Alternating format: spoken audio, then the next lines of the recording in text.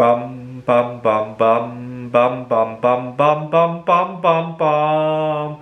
The Peter Dislike Show. Bum bum bum bum bum bum bum. I'm just reading an article about junk fees that Joe Biden is proposing to eliminate.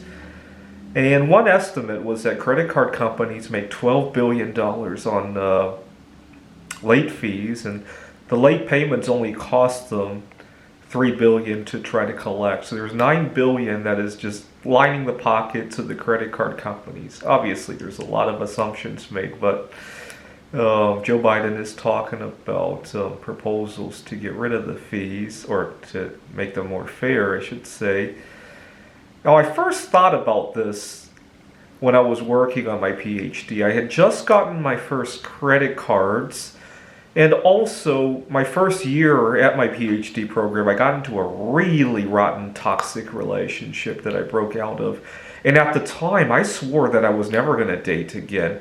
I was 23 years old, and that first time I went out by myself to go see a movie, go have dinner, I had such a great time that I swore I would never date again. I mean, I've been back and forth with that over the last 12 years, but at the time, it seemed like such a wonderful thing. And I had visions of myself being 50, 60, 70, 80 years old and enjoying my best life with myself. I had visions of that.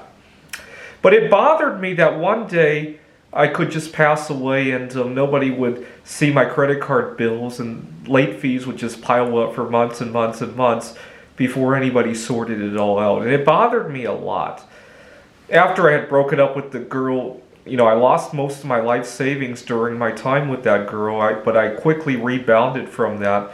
I was accumulating a lot of rare coins, precious metals, and eventually I opened a 401k. And it bothered me that my credit card late fees would just gobble that all up after I pass away unexpectedly. And for some reason, that thought just bothered me a lot.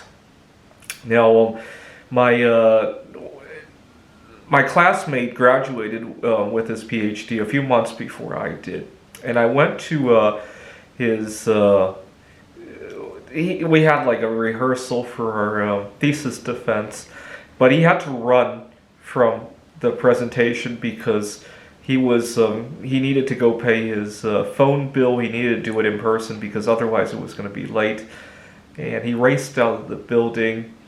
And it was really annoying because, we were students. I understood what it's like to not want to pay a $20 late fee. But at the same time, because of all these late fees, we have to sacrifice our thesis rehearsals and everyday life just to not have a heart attack with these late fees. It bothered me again. This was over a decade before Joe Biden ever mentioned the word junk fees. So I really related a lot to him when he said it. And probably one of the better things that he has done. Although there are some fees I wouldn't necessarily call junk. Right? Now, 6 years ago, I went to a conference in Amsterdam, and I wanted to travel a little bit after that. I took a train to Poland after that. You guys remember that? And I didn't want to be hit with any fees. I wasn't sure if I could pay my credit card bill while I was overseas, and I wanted to continue using that card. So I put $5,000 into the credit card.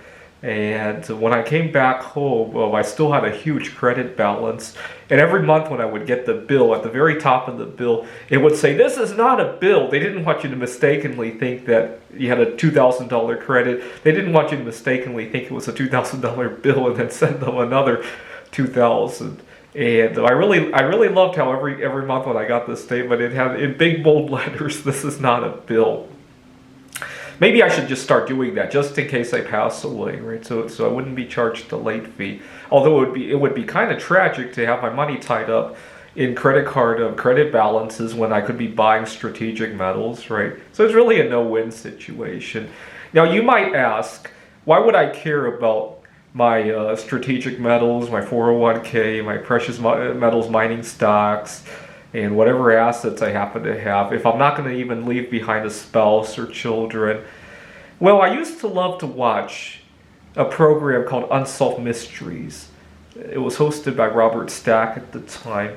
And my favorite episodes were people who passed away and left no heirs, and they were looking for heirs to inherit the money. I don't know why I used to love those stories. This was long before I discovered how happily single I was, right? And so I wanted to be on an episode like that someday, right?